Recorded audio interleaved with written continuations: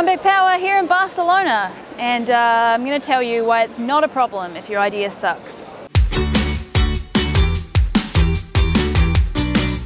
Alright, so a lot of times when you start something new, you have an idea, you think it's great, you get started. What will happen is, when you launch it, if you do, people won't buy it. They won't want it, they might think it's dumb.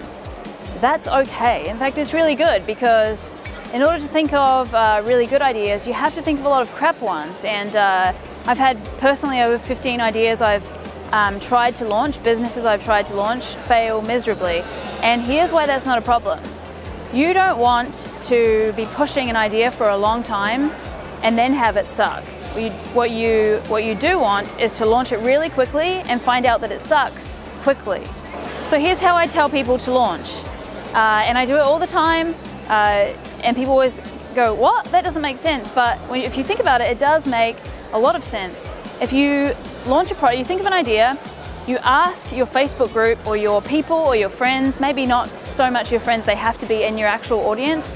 You ask your audience if they want to buy it. First of all, you say, is anyone interested in this thing? If people say yes, it's helpful. If they say no, probably don't create the product, because you want to build a product around solving a problem for someone. If no one has that problem, then it kind of follows that they're not going to buy your product. So don't bother making it if everyone's kind of like, nah. But if a lot of people say, oh my God, that's a real problem for me, yeah, I hate it, or I'm really interested in solving it, or I'd love to know more about that, you're kind of like moving on to a winner. That's phase one. It's great that you think it's a good idea. Would you pay X number of dollars for it? Now you're going to get less and less people reply each time, and it's kind of going to narrow it down. That's okay too. Let's say like 30% of those people will say, yeah, I'd pay for that, or I'd pay whatever amount of money for that. And you say, great, well, here's a button that you created earlier. Here's a button for you to actually buy it. You can buy it right now.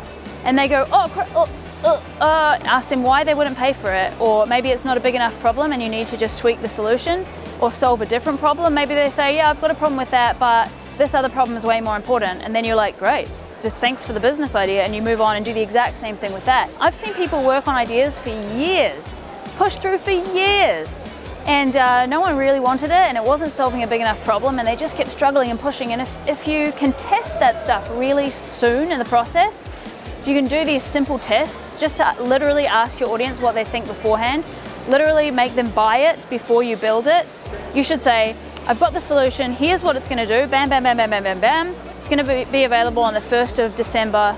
I will make it available to you, I'll send it straight to your email, and I'll keep you updated before then. If it's like, I wouldn't do it for usually more than a month or two, because people aren't that patient. But that is how I test ideas, and that is why it's great to have crap ideas, because you're literally just working through the crap ones to get to the good ones.